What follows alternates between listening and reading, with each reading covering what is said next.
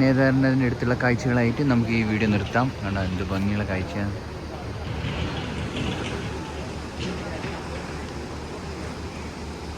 നല്ലൊരു അനുഭവമായിരുന്നു. എല്ലാവരും മറക്കല്ലേ സബ്സ്ക്രൈബ് ചെയ്യാൻ.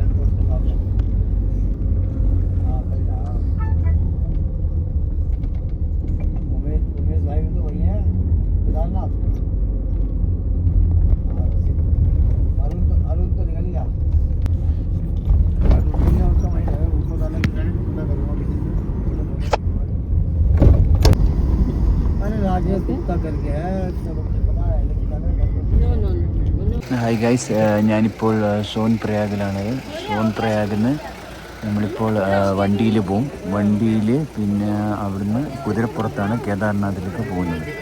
സോൻ പ്രയാഗിൽ നിന്നാണ് നമ്മൾ കുതിര പോയിന്റിലേക്ക് നടക്കേണ്ട ദൂരമാണ്. 20 കിലോമീറ്റർ ഉണ്ട്. നമുക്ക് രജിസ്ട്രേഷൻ കാണിക്കണം, എന്നിട്ട് നേരെ ജീപ്പിൻ്റെ അടുത്തേക്ക് പോവാം. സ്കാൻ ചെയ്യണം നമ്മുടെ ചാർജാം രജിസ്ട്രേഷൻ്റെത്. നമ്മളിന്ന് ടോയ്ലറ്റ് പോയി ഇനി നമ്മൾ ബൈക്കിലും പോവാം. അതിനും കുറച്ച് ചാർജ് എടുക്കും. എനിക്കൊന്ന് ജീപ്പിൽ 100 ബൈക്കിൽ അങ്ങനെ 50 അങ്ങനെയൊക്കെയാണ്. നോക്കാം. ഓക്കെ, നടന്നിട്ട് പോവാണ്. ഇവിടെ കേദാർനാഥ് ധാം മേ സഭി കേദാർനാഥ്. ഞാനിപ്പോൾ ജീപ്പിൽ കയറിയിരിക്കുകയാണ്. ഇവിടുന്ന് 1 കിലോമീറ്റർ പോയിട്ട് ആണ് കുതിരപ്പുറത്ത് കയറുന്നത്.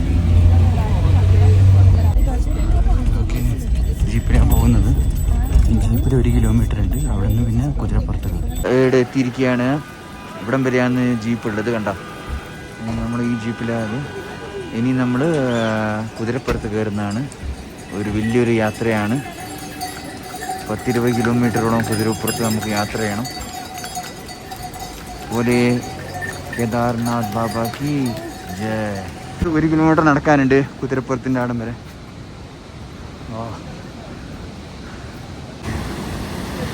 രാവിലെ 5 മണിയാണ് ഇപ്പം സമയം. മല നോക്കി. കേദാർനാഥ് ബാബാക്ക് ജയ്.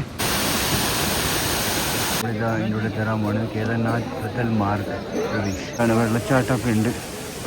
ഇതുവരെ നമ്മൾ കുതിരപ്പുറത്ത് കയറിയിട്ടില്ല. അങ്ങോട്ടേക്കാണ് പോകുന്നത്.